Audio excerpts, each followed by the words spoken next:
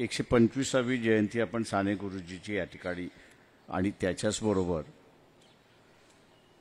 संविधान निर्धार सभा असा एकत्र कार्यक्रम या ठिकाणी केलेला आहे। मी असं म्हणेन की काही गोष्टींचं या निमित्ताने पाठीमागे वळून बघणं हे सगळ्यात महत्त्वाचं आहे। आणि बस अशी तोंडावर येते।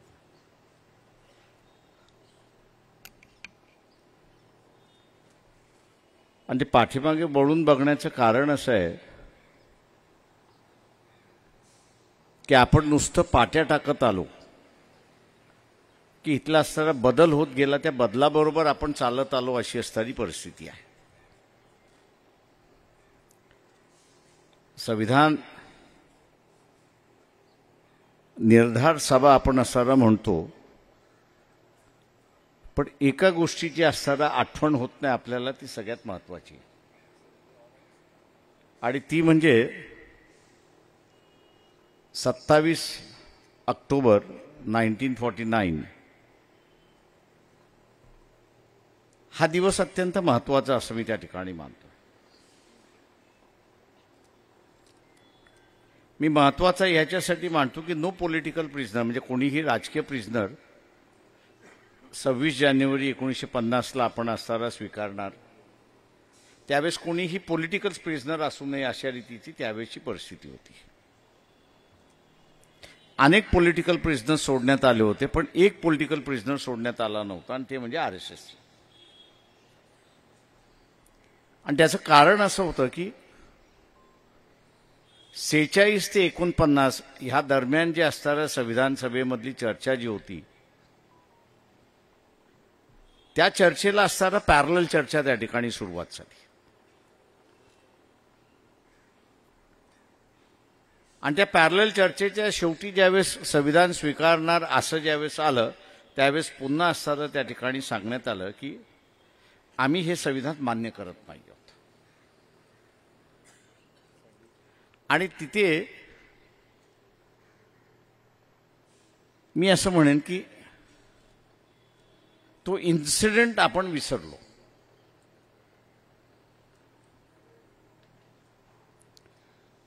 ही 27 तारीख ही असणारी अत्यंत महत्त्वाचं असं मी त्या ठिकाणी मानतो की सरदार पटेल ज्यावेळेस गृहमंत्री होते,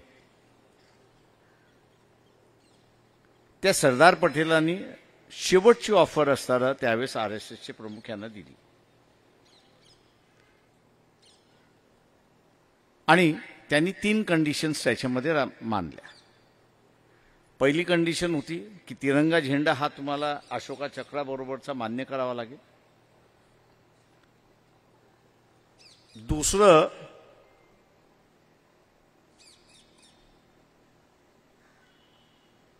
चौदा नाही पण 15 ऑगस्ट हा स्वातंत्र्याचा दिवस म्हणून त्या ठिकाणी मान्य करावा लागेल। आणि तिसरं, जी राज्यघटना आहे त्या राज्यघटनेला तुम्हाला मान्य करावं लागेल। तुम्ही ह्या 3 अटी मान्य करणार असाल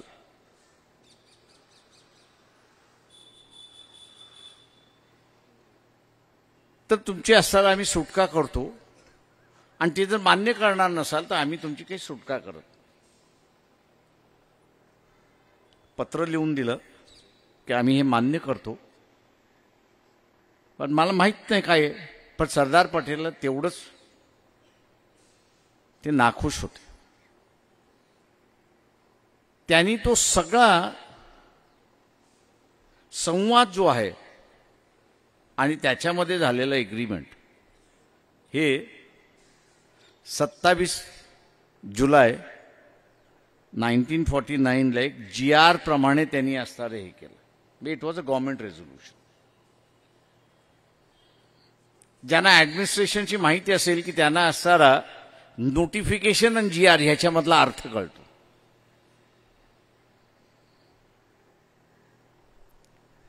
पत्र असतं ते नुसतं नोटिफिकेशन असतं, GR जेव्हा होतं त्यावेळेस ते रेझोल्युशन आहे गव्हर्नमेंटचं।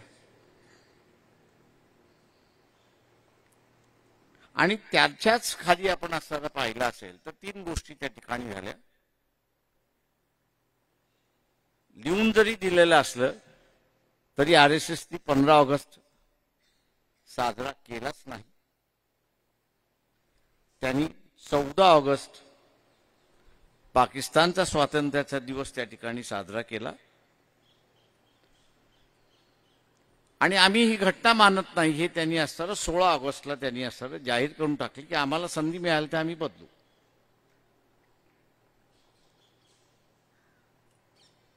दुर्दैवाने मी असं म्हणेन या संविधानाच्या संदर्भातलं जे वैचारिक भांडण आहे ते आपण लोकांसमोर मांडू शकलेलं नाही.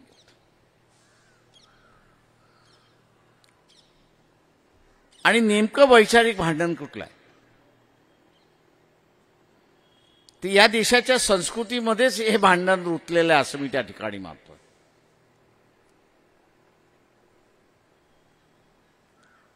एका बाजूला असणारा विषमतावादी व्यवस्था की जिला आपण वैदिक परंपरा अशी असताना म्हणतो आणि दुसऱ्या बाजूला इथली असणारी संत परंपरा जी आहे की बंधुभावाची व्यवस्था आपण त्या ठिकाणी मानतो. आपला प्रचाराचा जो आधार होता तो प्रचाराचा आधार संविधान हा आपण असणारा समतावादी आहे, स्वातंत्र्यवादी आहे, व्यक्ती स्वातंत्र्यवादी ह्या विषयावरती आपण असणारा घेऊन गेलो. पण त्याला जे नैसर्गिक अधिकार इथल्या संतांच्या विचारसरणीमधला होता तो देण्यामध्ये आपण विसरलो असं मी त्या ठिकाणी मानतो. तो कदाचित आपण असणारा देऊ शकलो असतो की कुठलीही व्यवस्था ही हवेतून येत नाही तर ती इनबिल्ट समूहामध्ये असते आणि तीच समूहामध्ये असणारी व्यवस्था ही संविधानाच्या माध्यमातून एक नवीन जीवन मार्ग त्या ठिकाणी सुरुवात केला आणि त्याचं नाव संविधान आहे. हे जर आपण करू शकलो असतो तर मी असताना मानतो की आजची आम्हाला संविधानाची निर्धार सभा 70 वर्षानंतर घ्यावी लागते. याचाच अर्थ की हे संविधान अजून समाजामध्ये रुजलेलं नाही किंवा रुजलं असलं तरी आपल्याला असणारं शंका असे येते की हे अजून रुजलेलं नाही आणि म्हणून आपण त्या ठिकाणी करतो. मी इथे असणारी जी सगळी ज्येष्ठ मंडळी आहेत, बाबा आढाव आहेत, कपिल पाटील आहेत, नितीन वैद्य आहेत, त्याच्याचबरोबर अब्दुल कादर आहेत किंवा काळूरामजी आहेत, या सगळ्या मंडळींचं असणारं एक योगदान आहे की इथे समतावादी व्यवस्था चालावी म्हणून असणार आहे आणि ती टिकावी म्हणून सुद्धा त्यांनी असणारा प्रयत्न केलेले आहे. आता हा त्यांचा लढा आपल्याला असणारा पुढे घेऊन त्या ठिकाणी जावा लागणार आहे आणि घेऊन जाताना आपल्याला आपले नवे इडियम्स तयार करावे लागतील हे असणारं लक्षात घेतलं पाहिजे.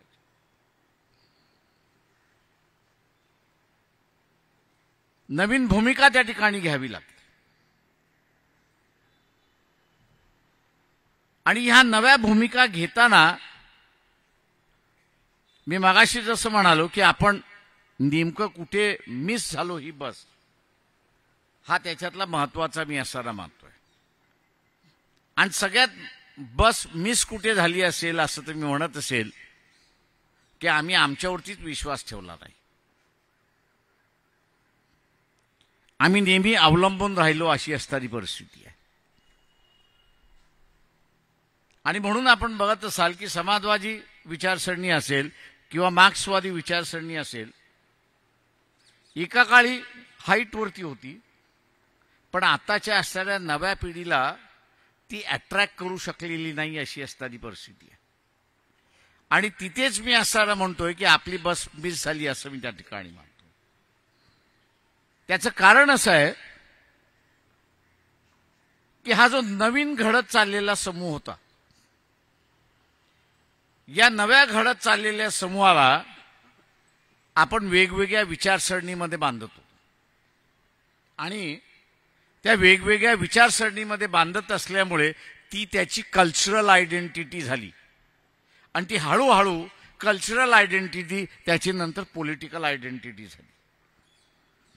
पण हीच पॉलिटिकल आयडेंटिटी ज्यावेळेस अंमलात यायला लागली नाही किंवा ती क्षीण व्हायला लागली त्यावेळेस तो नव्या आयडेंटिटीज त्या ठिकाणी शोधायला लागला आणि त्या नव्या आयडेंटिटीज या ह्याच्यामध्ये त्याला धर्म हा असताना तिथला आकर्षण वाटलं. रिलिजियस आयडेंटिटी ही जी आहे ही रिलिजियस आयडेंटिटी त्याला असताना आकर्षण वाटायला लागली आणि त्याचं कारण मी असं म्हणेन की ॲबस्ट्रॅक्ट ह्याच्यामध्ये आपल्याला जगता येत नाही, वास्तव्यामध्ये आपल्याला जगावं लागतं आणि वास्तव्यामध्ये जगत असताना त्याचे जे प्रश्न आहेत त्याच्याशी आपण जुळलोत का हा त्याच्यातला महत्वाचा भाग. मी असं म्हणेन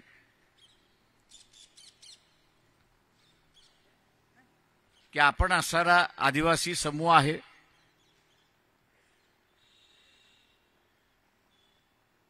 त्याचे आयुष्यच एक वेगळं आहे आणि त्याच्या ह्या वेगळेपणाला आपण असणारा मान्यता देऊ शकलो नाही किंवा त्याच्या असणाऱ्या ह्या वेगळेपणाला एक नवा आयाम देण्याचा भाग होता तो आपण त्या ठिकाणी देऊ शकलेलो नाही.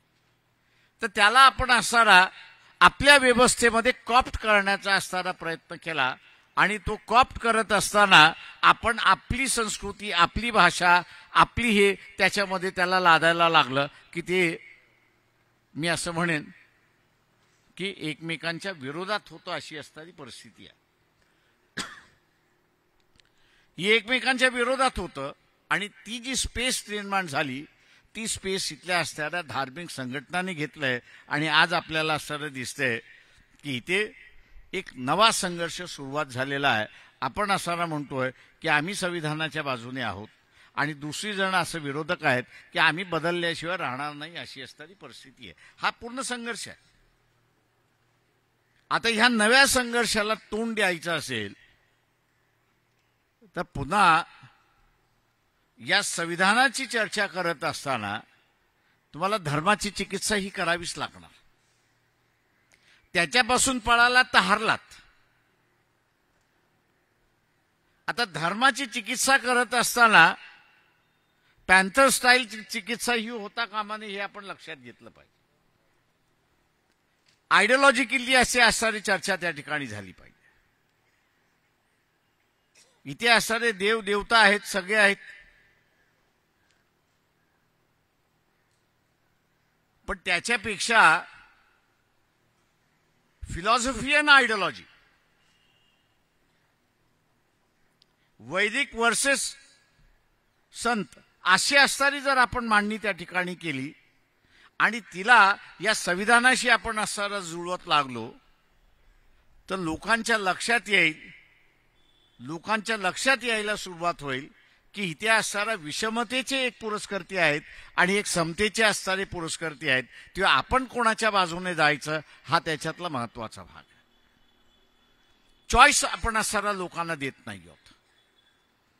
आपण क्रिटिसिझमच्या असणाऱ्या ह्याच्यामध्ये चाललेलो आहोत आणि क्रिटिसिझम हे नेहमी चॉईस देतं असं मी त्या ठिकाणी मानत नाही. तेव्हा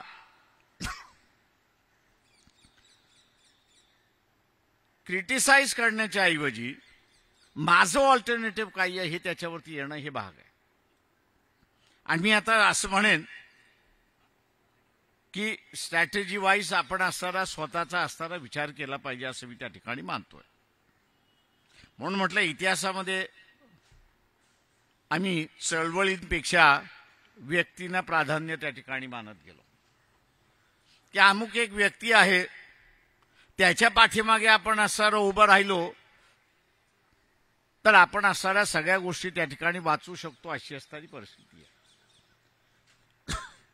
पण ज्याच्या पाठीमागे आपण उभं राहिलो तो नेमका त्या विचाराचा आहे का ह्याच्याकडे आपण असणारा पाहिलेला नाही. आणि म्हणून असं आपल्याला दिसतंय की आज आपली फसगत झालेली दिसते.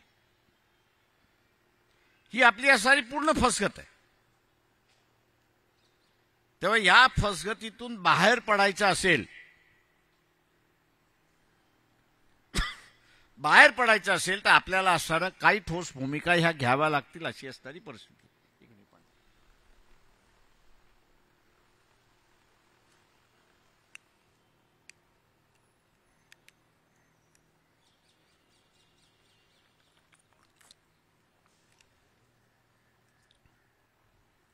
काही ठोस भूमिका आपल्याला त्या ठिकाणी घ्याव्या लागतील आणि या ठोस भूमिका घेत असताना कोण आपल्याबरोबर आहे आणि कोण आपल्याबरोबर नाही याचा भाग सगळ्यात महत्त्वाचा आहे.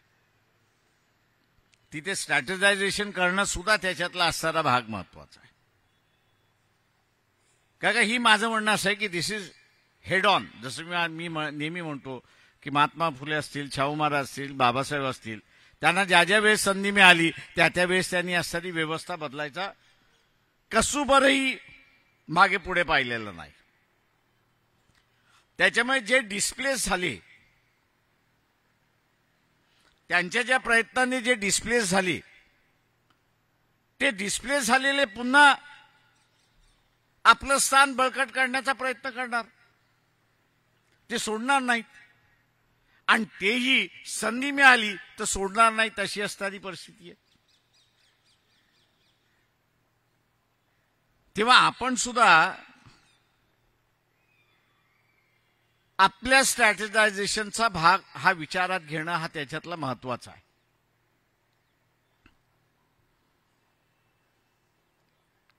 आणि तो लोकांना आयडिओलॉजिकली ठेवायचं की ॲब्स्ट्रॅक्ट ठेवायचं. Empty mind is the devil's mind. तेव्हा आम्ही असं त्याला विचारामध्ये अडकवणार नसू आणि त्याचं मन मोकळं करणार असू, तो देवाधर्माकडे जाणार आहे आणि देवाधर्माकडेच तो अट्रॅक्ट होणार आहे. आणि त्यांनी अट्रॅक्शन करण्याचा असणारा जो भाग धरलेला आहे तो म्हणजे इथे करप्शनचा भाग धरलाय. करप्ट दाखवायचं आणि हे तुम्हाला पाहिजे का अशी असणारी परिस्थिती आहे. पण माझ्याकडे भांडवल काय आहे हे मी बघायला तयार नाही. मी नुसता डिफेंड करत चाललोय, पण माझ्याकडे भांडवल काय आहे ते मी बघायला तयार नाही. इथे संस्कृतीचा भाग काढला जातो आणि सगळ्यात मोठा असणारा संस्कृतीचा असणारा वारसा हा इथल्या सर्वसामान्य माणसाच्या घरामध्ये आहे. आणि तो आणि इथल्या असणाऱ्या राजकीय व्यवस्थेशी आपण असणारा जुळला तर आपल्याला असणारा एक अजेंडा मिळतो अशी असणारी परिस्थिती. मी त्याची मांडणी नाही करत आहे, मी फक्त टच करत जाणार आहे.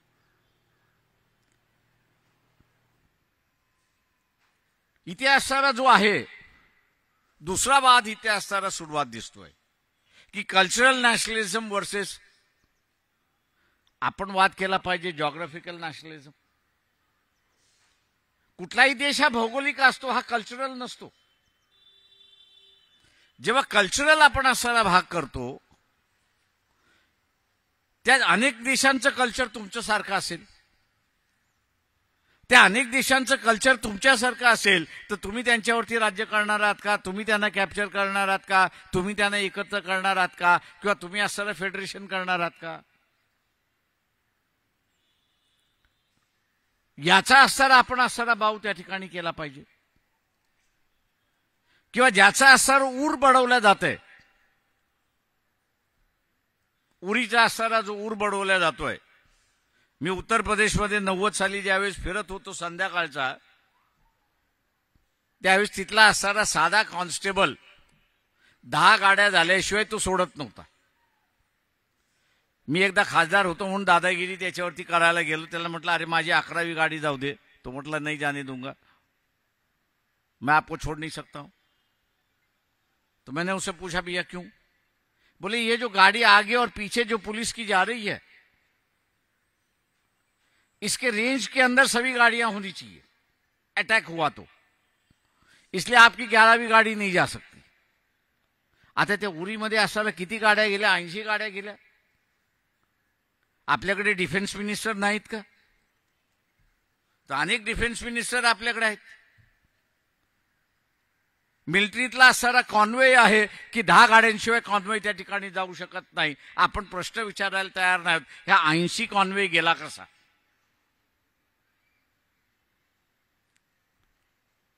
ह्या 80 कॉन्वे गेला कसा हे आपण असणारा विचारायला तयार नाही आहोत. आणि ज्याच्या नेतृत्वाखाली असणारा मेजरच्या गेला त्या मेजरला असणारा प्रमोशन देऊन टाकलेलं आहे. माझा सांगण्याचा मुद्दा आहे की ज्यांच्यावरती आपण असणारा विश्वास ठेवायला निघालेलो आहोत ते लढायला तयार आहेत की असणारा भित्रे बागोबाई झालेले आहेत, हा त्याच्यातला खरा प्रश्न आहे. माझ्या अंदाजाने इथे असणारा ज्यांच्यावरती आपण विश्वास ठेवतोय हे सगळे भित्रे बागोबाई झालेले आहेत, हे असणारं लक्षात घ्या. सिच्युएशन अशी उभी केलेली आहे की चळवळ की कुटुंब. तुम्ही चळवळ करणार असाल तर तुमचं कुटुंब जेलमध्ये, तुमचं कुटुंब वाचवायचं असेल तर आम्ही सांगतो तसं करा. इथे अनेक बसलेले असतील की उद्याच्या असणाऱ्या लोकसभेमध्ये सगळेजण एकत्र येतील. ही माझी भावना आहे की त्यांनी एकत्र यावं, पण मला कठीण दिसते, मला शक्य दिसत नाही. तुम्ही स्वतःच असणारा स्वतःला प्रश्न विचारा की तुमच्या पुढे कुटुंबान चळवळ आली तर तुम्ही कोणाला प्राधान्य देणार? ती सुद्धा माणसं आहेत. तर तुम्ही जसं वागणार तसं तेच वागणार. आता अशा असणाऱ्या व्यवस्थेमध्ये इथे ना मार्क्सवादी आहे ना समाजवादी आहे, हे आपण असणारा लक्षात घ्या. तुटकं फुटकं फक्त बसलेले अशी असणारी परिस्थिती. दुर्दैव आहे, कपिल हसतोय, पण ती हकीकत आहे. हे अस्तित्व आहे, वास्तव्य आहे. आता ह्याच्या बॅकग्राऊंडवरती तुम्हाला असणारा जे निर्माण केलेलं आहे ते उद्ध्वस्त होण्यापासून थांबवायचं आहे. त्यावेळेस आम्ही काय करता येतं हा त्याच्यातला भाग असं मी त्या ठिकाणी मानतोय.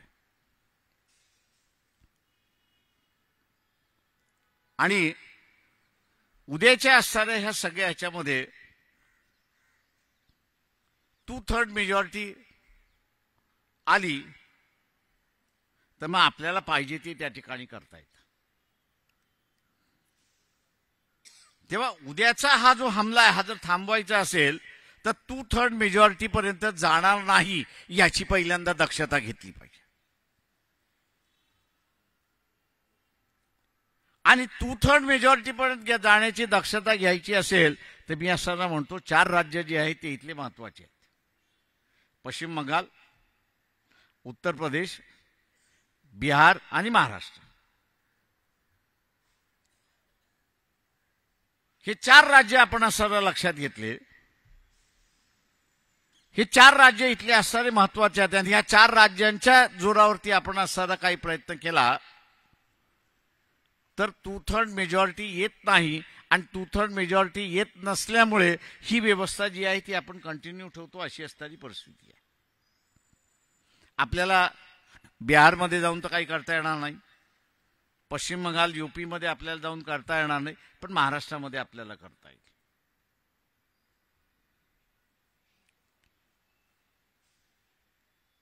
मी एक दुसरं या ठिकाणी मानतोय, हे एकत्र येणार नाहीत मान्य आपण धरून चालू. मी ते गृहीत धरूनच चाललोय की आपण किती डोकं आपटलं तरी शेवटी कुटुंबालाच प्राधान्य दिलं जाईल. आणि कुटुंबाला प्राधान्य दिल्यामुळे इथे असणारे एकत्र येतील अशी काही परिस्थिती नाही. किंवा इथे असणारा 77 म्हणजे 75 to 77 हा जो इमर्जन्सीचा काळ होता त्या इमर्जन्सीच्या काळामध्ये जे कल्पकतेने मुवमेंट चालवल्या गेल्या होत्या ती कल्पकता आता शिल्लक राहिलेली नाही. का जे कोणी आलेला आहे ते चळवळीतून आलेला नाही, तो कुटुंबातून आलेला आहे. आणि तो कुटुंबातून आल्यामुळे त्याची कल्पकता संपलेली आहे. त्याच्यामुळे आता जी त्या काळात सुद्धा इमर्जन्सीमध्ये सुद्धा चळवळी चालत होत्या ना, नाही असं नाही. त्यांचे मेसेजिंग करण्याच्या सिस्टम्स होत्या, त्यांचे आंदोलन करण्याच्या सिस्टम्स होत्या, त्या सगळ्या त्यांनी उभ्या केल्या. पण ती कल्पकता होती त्यावेळेस. त्यावेळेस ती कमिटमेंट होती. आता ती कमिटमेंट दिसत नाही आपल्याला, अशी असणारी परिस्थिती आहे. आणि म्हणून या सगळ्या पार्श्वभूमीवरती आपण असं पाहिलं तर कुठेतरी ही जी रिलिजियस आयडेंटिटी आहे, या रिलिजियस आयडेंटिटीला आपण खतपाणी घालता कामा नये किंवा संधी देता कामा नये. ज्याच्या निमित्ताने आयडेंटिटी ही निर्माण केल्या जाते त्याच माणसाला आपण वेगवेगळ्या ठिकाणी विभक्त केलं, मग पॉलिटिकली विभक्त केलं, विचाराच्या नावाने त्याला असणारं विभक्त केलं, किंवा इथल्या कार्यक्रमाच्या नावाने आपण त्याला असणारं विभक्त केलं, तर ही जी रिलिजियस आयडेंटिटीच्या मार्फत जे असणारं या ठिकाणी सत्ता घेण्याचा प्रयत्न चाललाय तो तुम्ही असणारं त्या ठिकाणी थांबू शकता. आणि मी जसं म्हटलं की तुम्हाला हार्ड निर्णय त्या ठिकाणी घ्यावे लागतील. उद्या हे एकत्र येणार नसेल तर आम्हाला असणाऱ्या सगळ्यांना 48 जागा आम्ही लढवल्या पाहिजेत आणि त्याही ताकदीने लढवल्या पाहिजेत. उद्या काय होईल त्याचं असणारा सोडून द्या, पण ही रिलिजियस आयडेंटिटी तुम्ही असणारा क्रॅक करता अशी असणारी परिस्थिती आहे. आणि चळवळीच्या आयडेंटिटी तुम्ही पुन्हा प्रस्थापित करताय, हा सगळ्यात महत्वाचा भाग मी त्या ठिकाणी असताना मानतोय. चळवळीच्या आयडेंटिटी उभी राहणं म्हणजेच आजची असणारी आपण जे कार्यक्रम घेतला, संविधानाच्या निमित्ताने जो कार्यक्रम घेतला, निर्धार आपण जो केला तो आपण वास्तव्यामध्ये आणू शकतो अशी परिस्थिती आहे. मला माहित आहे की माइंडसेट एकदा तयार झालं की ते बदलणं कठीण असतं. आणि आपल्या सगळ्यांचा असणारा माइंडसेट असं झालंय की 1 to 1 झालं की आपण हारलो, म्हणजे आपण हरू शकतो. माझा उलटा प्रश्न आहे, त्या 1 to 1 मध्ये एखादी असणारी घटना अशी घडली किंवा उद्याच्या असणाऱ्या पीओके मध्ये सैन्य जाते म्हणून असणारं दिलं तर परिस्थिती काय होणार आहे? Give them one more chance, एक संधी अजून द्या. पण आपण हे मांडायला तयार नाही आहोत आज की 370 हे कलम घालवण्यामुळे पुन्हा काश्मीर हा असणारा इंटरनॅशनल केलाय, आपण ते मांडायला तयार नाही आहोत. भारतीय संविधान जर आपण असणारा बारकाईने वाचला असेल तर त्या बारकाईने वाचलेल्या याच्यामध्ये 360 नंतर आपण वाचायला सुरुवात केली तर आपल्याला लक्षात येईल की जे जे करारनामे आम्ही केलेले आहेत ऍज अ ब्रिटिश गव्हर्नमेंट ते तुम्हाला अंमल करावे लागतील. काश्मीरच्या राजाबरोबरचा असणारा करारनामा होता की नाही? हरिसिंग बरोबर ब्रिटिशांचा करारनामा होता की नाही? जाताना त्यांनी जसं इथल्या देशाला स्वातंत्र्य दिलं तसं त्या राजांना सुद्धा स्वातंत्र्य दिलं अशी परिस्थिती आहे.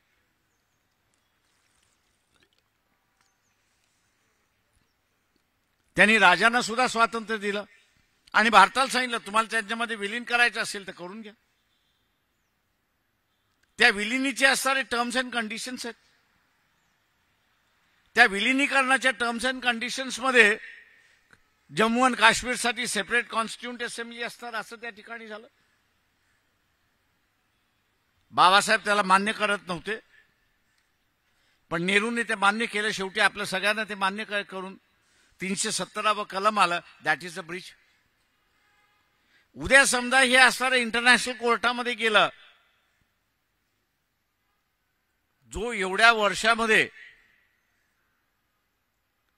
इंटरनॅशनल इश्यू झाला नाही तो असताना ह्या सरकारने इंटरनॅशनल केला, हे आपण म्हणायला का मागं पुढं घाबरतोय? आपण मांडणी का करत नाही आहोत? Why are we afraid?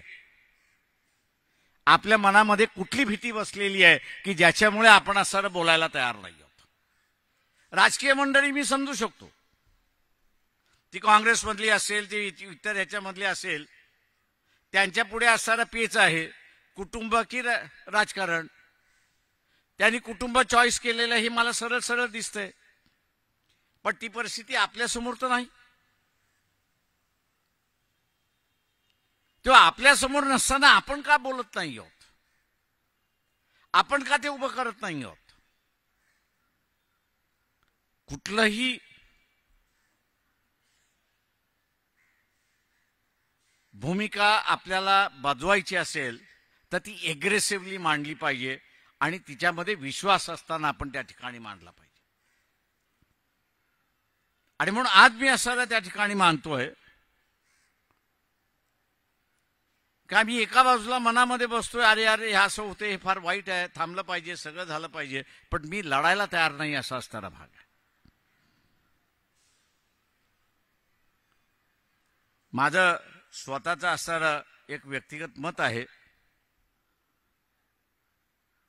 की काही जणांनी बसून उद्याच्या असणारा दिशा कशी असणार ही ठरवली पाहिजे. ती नॉन पॉलिटिकल ऑर्गनायझेशन असेल, पण त्यांनी असणारा ती दिशा ठरवली पाहिजे. आज आपण असणारा ज्यांच्या पुढे मोदींनी असणारा पेच करून ठेवलेला आहे की कुटुंब की चळवळ, तुम्ही चळवळ चॉईस केली की तुमचं कुटुंब जेलमध्ये आहे. तुम्ही कुटुंब वाचायचं म्हटलं तर असणारा चळवळीचा बळी देता अशी असणारी परिस्थिती आहे.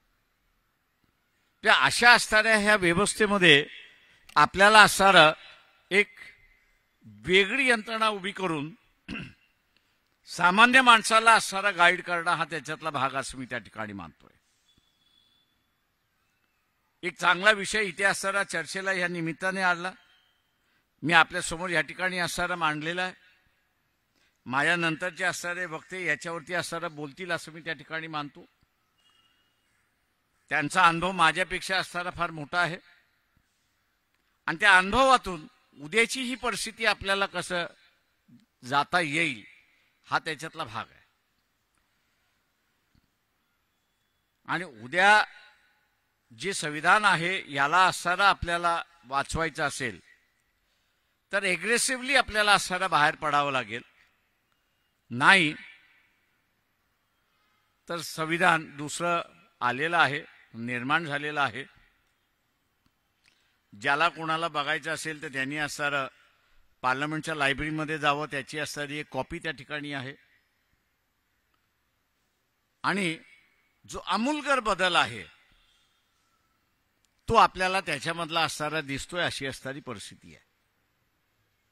आणि मी जसं म्हणालो की दिस इज, ज्याला आपण इंग्रजीमध्ये फाईट टू फिनिश असं असणारं म्हणतो, त्या स्टेजमध्ये आपण असणारा येऊन पोचलेलो आहोत. दिस इज फाईट टू फिनिश. त्याच्या एकतर आपण आपल्या विचारसरणीचा असणारा ह्या देश चालवायचा किंवा त्यांना ज्या विचारसरणीने पाहिजे त्या विचारसरणीने देश चालवायचा आणि तो आपण बघत राहायचं, अशी असणारी ही लढाई असं मी त्या ठिकाणी मानतोय. ही लढाई अशी मी त्या ठिकाणी मानतोय क्रिस्टल झालेली आहे. तिथे असणारा दयामया नावाची असणारी काही गोष्ट नाही आहे. फक्त आपण वाचतोय की आपण कैद होतोय हीच खऱ्या प्रश्न आहे. आणि तो प्रश्न मला वाटतं या निमित्ताने ॲड्रेस केला जाईल, राष्ट्रसेवा दलाच्या वतीने तो ॲड्रेस केला जाईल, त्याचा मार्ग काढला जाईल अशी अपेक्षा मी बाळगतो. आपण मला शांततेने ऐकलं त्याच्याबद्दल मी आपल्या सगळ्यांचा आभारी आहे. जय भीम, जय भारत.